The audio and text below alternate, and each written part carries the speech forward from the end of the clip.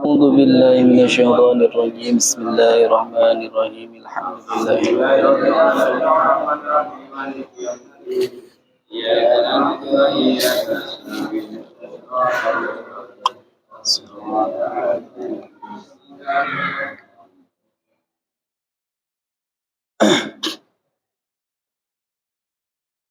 بسم الله الرحمن الرحيم السلام عليكم ورحمة الله وبركاته. Waalaikumsalam warahmatullahi wabarakatuh. الحمد لله رب العالمين والعقيبة للمتقين ولا حول ولا قوة إلا بالله العلي العظيم. صلى الله على سيدنا محمد خاتم النبيين وعلى آله الطيبين وعلى جميع الأنبياء والمرسلين وعلى عباد الله الصالحين من أهل السماوات والأرض أما بعد. وقد قال الله تعالى في آياته الكريم وهو أصدق القائلين تباركا بالذكر أعوذ بالله من الشيطان الرجيم بسم الله الرحمن الرحيم ومن يفعل ذلك يلقى أثاما يضاعف له العذاب يوم القيامة ويخلد فيه مهانا إلا من تاب وآمن وعمل عملا صالحا فأولئك يبدل الله سيئاتهم حسنات وكان الله غفورا رحيما. والله أعلم بالمراد الآية. وقال أيضا يا أيها الذين آمنوا اتقوا الله حق تقاته ولا تموتن إلا وأنتم مسلمون. وقال رسول الله صلى الله عليه وسلم أنه قال خمس لا تكون في المنافق الفقه في الدين والورع باللسان والتبسم في الوجه والنور في القلب والمودة في المسلمين. Alhamdulillah, saya hormati Ketua DKM Masjid At-Taqwa atau yang mewakilinya. Pak, mudah-mudahan Bapak Ketua DKM kita ditambah-tambah ilmu yang manfaat, diberikan panjang umur, diberikan sehat badannya. Amin ya rabbal alamin. Lalu Pak yang saya hormati juga para ustadz, para sesepuh, para tokoh masyarakat yang tidak bisa saya sebutkan namanya satu persatu, namun tidak mengurangi rasa hormat dan ta'lim saya. Dan tak lupa yang saya hormati para bapak-bapak yang hadir subuh-subuh walaupun ngantuk masih maksain datang ke Masjid At-Taqwa. Pak, ada satu riwayat ketika Nabi Muhammad SAW datang ke masjid, ada satu sahabat di dalam masjid tidur. Siapa? Abi Hurairah. Abi Hurairah itu tidur habis sholat subuh nih. Biasanya itu Rasul kalau habis sholat subuh baca Ismul Azam. Apa Ismul Azam? Itu adalah nama-nama yang agung. Bagaimana sih lafadznya Ismul Azam? Itu dah ya hayyu ya qayyum la ilaha illa anta, ya hayyu ya qayyum la ilaha illa anta, terus dibaca sampai apa? Sampai munculnya fajar sehingga Rasul sholat duha di dalam masjid. Hebat Rasul Pak ya. Kita mau belum bisa, mudah-mudahan kita mengikuti akhlak-akhlaknya Rasulullah Sallallahu Alaihi Wasallam. Ini mau bahas apa ini Pak? Kira-kira Pak? Aduh, insyaallah ini dadakan banget ini ya. Nabi Muhammad sallallahu alaihi wasallam bersabda, annahu qala khamsun la takunu fil munafiqi. Kata Rasul, ada 5 perkara yang akan menyelamatkan kepada diri kita dari sifat kemunafikan. Apa sifat kemunafikan? Ada 5 perkara yang menghalangi kepada diri kita mempunyai sifat munafik. Mana? 1, al-fiqhu fid dini. Jelas di dalam kitab Tanbihul Ghafilin, yaitu adalah orang-orang yang paham di dalam urusan agama. Inilah pentingnya adanya majelis taklim. Inilah pentingnya ada seorang guru. Inilah pentingnya ada seorang santri. Inilah pentingnya ada seorang ustadz mengajarkan kepada kita, mendidik kepada kita apa yang namanya wudu, apa yang namanya sholat, Pak. Sholat kita nggak bakalan diterima kalau wudu kita berantakan. Sholat kita tidak akan mendapatkan pahala karena pembatalan wudunya kita tidak tahu. Dari pembatalan wudu aja dari kita semua nih Pak, belum tentu ada yang tahu semua. Pak, ngaji fikih, ilmu fikih hukumnya fardu ain. Fardu ain. Begitu juga ngaji alat. Ngaji alat hukumnya fardu ain. Begitu juga ngaji fikih. Ada fardu kifayah, ada fardu ain. Apa sih fardu ain?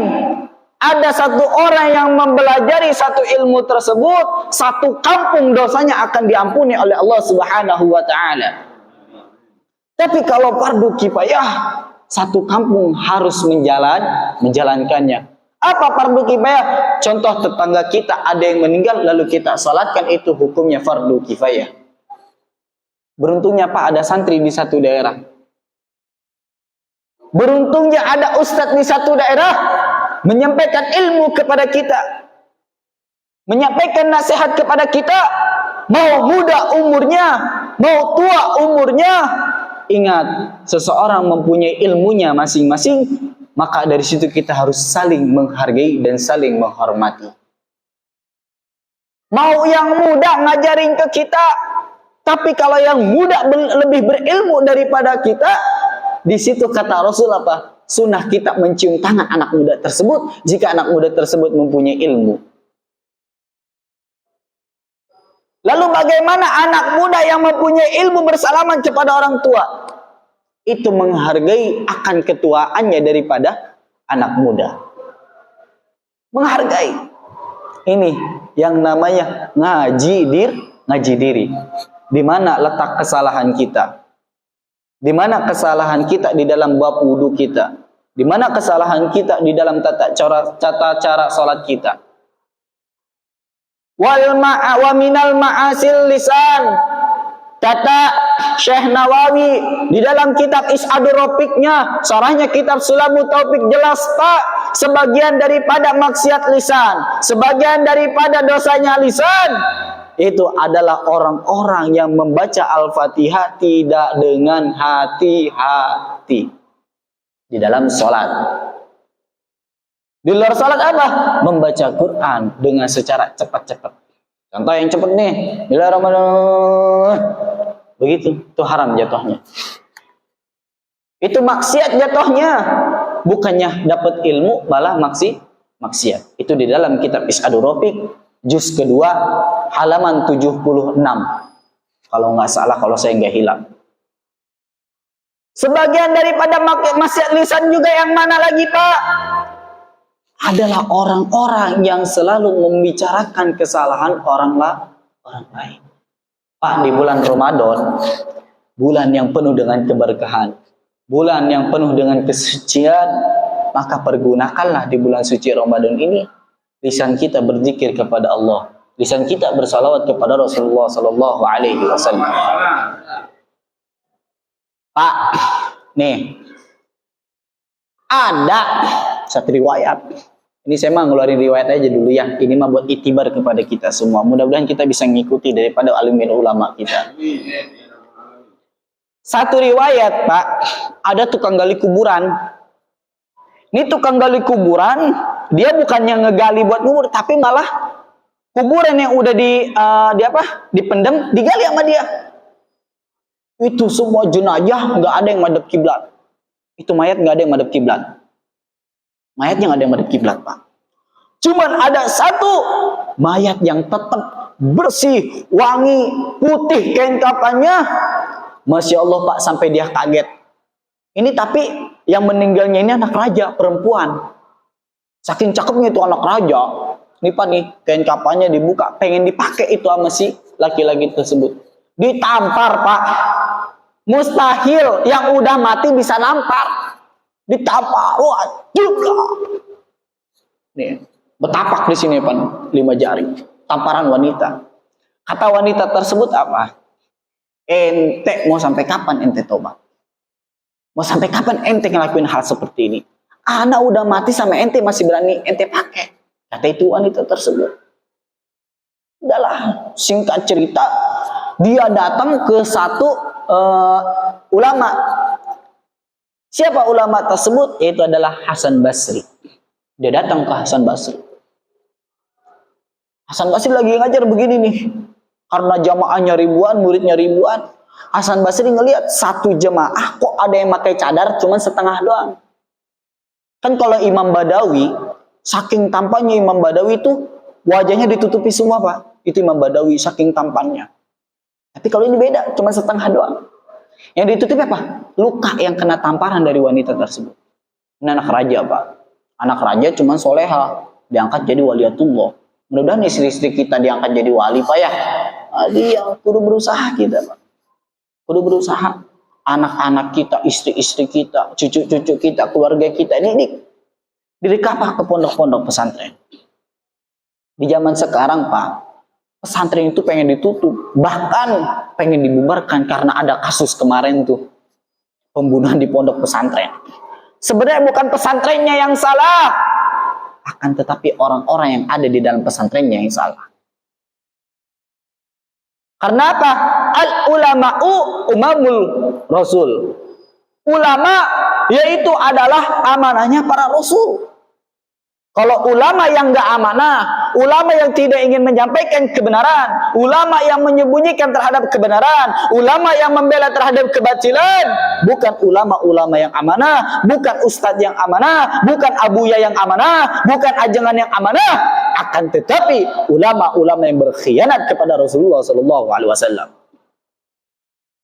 Pak, Bapak nyakitin hati santri. Ingat, Pak. Santri masih warisan Nabi nggak sih? Masih, Pak. Santri itu masih warisan Nabi. Ini kalau kita bahas ke ulama mantik itu, waduh, masya Allah puyeng. Ini saya singkat ceritanya aja. Santri masih warisan para nabi. Karena apa? Al ulama'u warasatul anbiya. Al muta'alimat warasatul ulama. Ulama warisan Nabi, santri warisan ulama. Nyambung gak tuh Pak ke Nabi? Nyambung. Nasabnya tuh nyambung.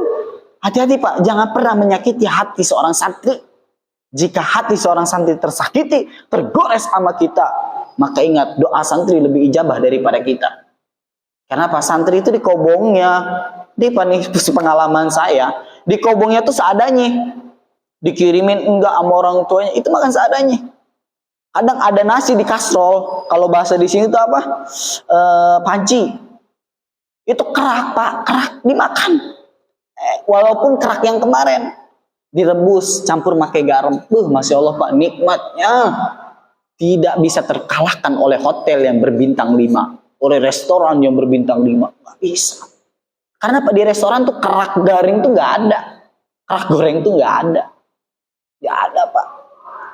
Tapi nikmatnya jadi santri itu begitu, Pak. Makanya didik anak-anak kita ke pondok-pondok pesantren.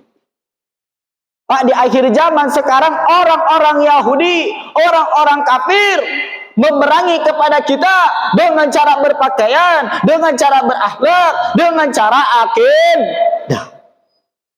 Akidah kita sekarang lagi diserang, Pak. Lagi diserang. Contoh mana kemarin ada kasus di mana Lebaran hari Jumat blow on. Ngomongnya apa? Udah nelpon ke Allah. Buset, keren amat lu kayak malaikat Jibril jadinya. Iya. Nelpon ke Allah. Atau jelas itu mah sesat lagi, Pak. Itu aliran baru. ETS bukan, Syiah bukan, Muhammadiyah bukan. Itu mah enggak diaku sama Rasul. Malaikat Jibril, udah kayak malaikat Jibril bisa nelpon Allah. Emangnya Allah makhluk? Nah, di situ. Bahaya nggak, Pak? Nah, iya. Hisab di dalam perhitungan di dalam kitab Sulam Muniren, sebagian ulama mengatakan 6,5 darjah, sebagian ulama mengatakan 7 darjah. Puasa kita bareng, lebaran pasti bakalan bareng. Cuman lebaran tahun ini 2 putaran, Pak. Karena ada kecurangan di dalam perhitungan, betul tidak? Itu. Lebaran tuh diundur, Pak. Lebaran mah diundur. 2 kali putaran, Pak, lebarannya. Nggak jadi lebaran itu Pak kita. Nggak jadi salam-salaman kita.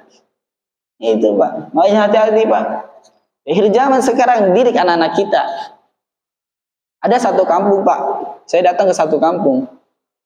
Itu kampungnya itu mewah. Penuh dengan ulama. Tapi anak-anak mudanya selalu maksiat. Bahkan di hadapan ustadz dia masih berani bermaksiat. Ada satu kampung. Itu rahasia pabrik yang dikasih tahu.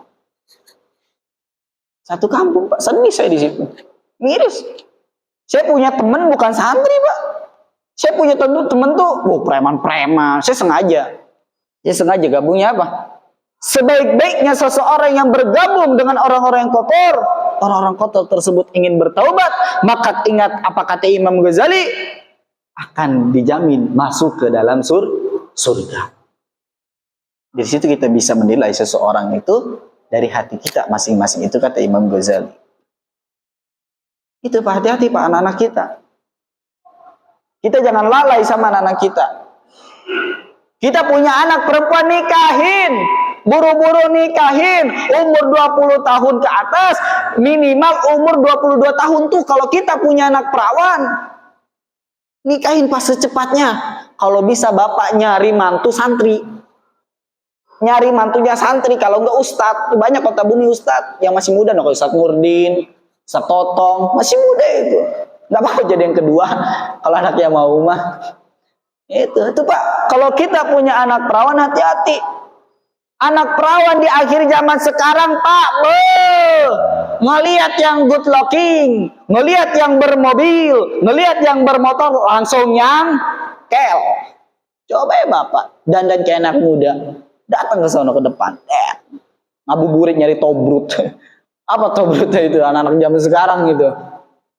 Nyari tobrut. Jangan Pak. Coba ya Bapak. Gak percaya Pak. Berdandanan seperti anak muda. Gak apa-apa silakan. Nah, kayak Mas Budi nih. Masya Allah. Tampan Pak ini. Beliau ini paham agama. Sayang Pak. Kita ada bujang. Kita punya perawan. Gak dinikahin sama bujang yang paham agama. 2024. Masih nyari mantu yang gak pernah sholat. Masih nyari mantu yang gak pernah ngaji. Rugi dong. Itu Pak. Rugi ntar Pak. Meminta pertanggungjawaban nanti anak-anak kita. Kita bisa masuk neraka karena anak kita. Kita bisa masuk surga karena anak kita. Hati-hati Pak. Kita punya anak laki-laki, hati-hati. Walaupun laki-laki bisa menjaga dirinya, tapi ingat, setan itu bisa menggocek-gocek hatinya laki-laki. Apa? Satu, ketika ngelihat cewek yang cakep, Masya Allah, ngomongnya Masya Allah. Kenalan. Akhirnya mah jadian. Satu bulan pacaran, 1 tahun pacaran, 2 tahun, 3 tahun, 4 tahun, 5 tahun. Na'udzubillah summa na'udzubillah min dalik. Anak kita berani menghamili anak orang. Na'udzubillah summa na'udzubillah min dalik. Itu banyak Pak kejadian. Hati-hati kita punya anak. Hati-hati kita punya anak perempuan. Hati-hati kita punya anak laki-laki. Berbuat baiklah akan keturunan kita dari anak-anak kita sendiri masing-masing. Sekarang Bapak umur masih 40 tahun, 50 tahun. Mohon maaf yang 60 tahun ini Masya Allah. Jenjang-jenjang yang selamat. Tapi kalau yang di bawah 30 tahun, nggak tahu itu. Harus bagaimana? Saya juga takut, Pak. Saya kalau ada duit menikah. Ngomong ke bapak. Saya kalau ada duit menikah. Pengen nikah Pak saya, gen. Kali bapak gitu punya anak perawan. Tawarin bapak saya, no. Itu, Pak. Hati-hati, Pak, anak-anak kita ini. Yang kedua, wal wara'u bilisan. Orang yang apik, orang yang menjaga terhadap lisannya. Pak, kita punya lisan, hati-hati, Pak. Di bulan suci Ramadan ada 5 perkara yang tidak akan diterima puasa kita. Al-qanaatu bil jahli, irsu fid dunya, hasud, riya, takabur. Hati-hati, Pak. Ada 5 perkara tuh yang bisa menyebabkan puasa kita nggak bakal dapat apa-apa. Kita cuma nahan lapar dan haus doang. Hati-hati itu, Pak. Kita kerja di pabrik, hati-hati. Punya teman yang suka ngomongin, jangan dideketin. Punya teman yang ibadah, deketin. Punya teman yang doyan janda, jauhin. Teman yang doyan agama, deketin. Ini mah beda. Yang doyan janda, dideketin. Yang doyan agama, dijauhin, malah diomongin, blon. Itu pada akhir zaman, Pak. Masya Allah, na'udzubillah, summa na'udzubillahi min dzalik. Di akhir zaman tuh banyak yang katanya bulan suci Ramadan setan akan ditutup, setan akan dipenjara. Buktinya masih banyak orang-orang di luar sana yang maksiat, masih banyak di luar sana orang-orang yang mokel, masih banyak orang-orang di luar sana yang membatalkan puasa dengan sengaja. Karena apa? Hawa nafsu. Wa mal hayatud dunya illa mata'ul ghurur. Maka di dalam surat Al-Furqan jelas ayat 68 sampai ayat 70. Wa may yaf'al dzalika yalqa athaman yudha'af lahul adabu yaumal qiyamati wa yakhlud fihi muhanan. Wa may yaf'al dzalika yalqa athaman. Siapa orang yang mengajak terhadap kemaksiatan, maka ingat, yudha'af lahul adzabul yaumal qiyamah, maka dosanya akan digandakan oleh Allah 2 kali lipat. Nauzubillah, summa nauzubillah min dzalik. Hati-hati, Pak. Kita jangan pernah ngajak orang-orang maksiat. Kalau mau maksiat sendiri. Cuma nanti ditanggung di akhirat, sisaannya lebih pedih. Hati-hati. Ada 69 pintu, ada 5 pintu. Bukan 69, mohon maaf. Ada 70 pintu, ada 5 pintu. Apa yang 70 pintu? Pintu-pintu neraka itu ada 70, Pak. Ini bagi orang-orang apa? Orang-orang yang puasa. Orang yang puasa masih bisa masuk neraka. Ngeri nggak, Pak? Ngeri. Yang puasa masih bisa masuk neraka, apalagi yang nggak puasa. Maksudnya apa? Orang yang berpuasa tapi masih memakan uang riba. Orang yang berpuasa tapi masih doyan kredit. Apa? Riba. Sama saja halnya kamu memperkosa ibu kandung kamu sendiri 70 kali. Nauzubillah, summa nauzubillah min dzalik. Riba, kredit, bangket. Hati-hati, Pak, mudah-mudahan di kota bumi nggak ada orang-orang yang begitu. Dan mudah-mudahan kita diselamatkan dari sifat-sifat seperti itu tuh. Amin ya Allah ya Rabbal alamin. No. Udah setengah jam saya ini. Siang Mas, kasihan yang lain kerja ntar. Itu dia mau batalkan, bahaya ini. Masya Allah. Itu Pak ya, sedikit mudah-mudahan manfaat bagi kita semuanya. Apa nih yang ketiga dah, terakhir nih, watabasamu fil wajhi wan nur wa nuri fi qalbi. Yang paling terpenting cahaya di dalam hati. Cahaya di dalam hati. Apa? Penuhi hati kita dengan ilmu. Bapak jangan malu datang ke anak-anak muda. Tong, Bapak pengen ngaji, no, kayak Pak Ade, no. Pak Ade datang ke rumah. Dia nggak malu, beliau nggak malu. Beliau datang ke rumah. Mau ngaji aja sama saya. Kenapa? Itu orang yang nggak punya sifat gengsi itu begitu, itu yang mantap. Udah tua masih pengen ngaji, surga loh. 70 bidadari nunggu Pak Ade, ya Pak Ade ya. sedang rajin aja ngajinya Pak deh gitu. Jangan seminggu sekali no. Mas Budi nah. Beliau ini setiap subuh saya dengerin, Masya Allah, Ratib Al-Hadad, Ratib Al-Atas, dia baca. Oh, nikmat Pak didengerin juga. Coba kalau kota bumi semuanya datang ke rumah saya gitu, misalkan. Ngaji bareng-bareng. Ngaji bareng-bareng. Kita ke surga bareng-bareng. Nggak harus di dunia kita kumpul, tapi di dunia, di akhirat juga kita harus kumpul, Pak ya. Ini Pak. Ya, amin ya Allah ya Rabbal Alamin. Sekian dari saya. Mohon maaf apabila ada perkataan saya yang tidak enak didengar sama bapak-bapak ataupun ada yang kesinggung. Ini bukan nyinggung Pak, agama. Wala talbisul haqqo bil batili wa taqtumul haqqo wa antum ta'lamun. Jangan pernah menyembunyikan akan kebenaran. Jangan pernah menyebarkan akan kebatilan. Teruslah kita menyebarkan kebaikan dengan cara apapun. Ad-dinu nasihat, ad-dinu siasat. Agama itu adalah nasihat dan juga agama itu harus perlu dengan siasat. Insya Allah Pak kita semua diselamatkan dari api-api neraka. Amin ya Allah ya Rabbal Alamin. Sekian dari saya. Akhirul kalam. Wabillahi taufiq wal hidayah. Wassalamualaikum warahmatullahi wabarakatuh.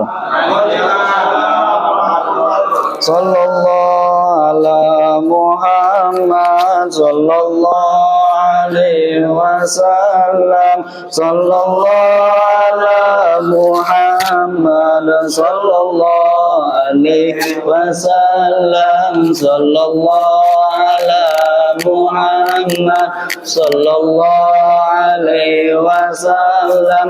Sallallahu ala Muhammad sallallahu alaihi wasallam. Sallallahu ala Muhammad sallallahu alaihi wasallam. Sallallahu ala Muhammad sallallahu alaihi wasallam. Sallallahu ala Muhammad sallallahu alaihi wasallam. Sallallahu ala Muhammad sallallahu alaihi wasallam. Muhammad sallallahu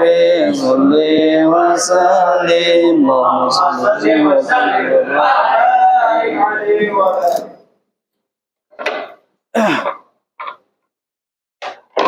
Muhammad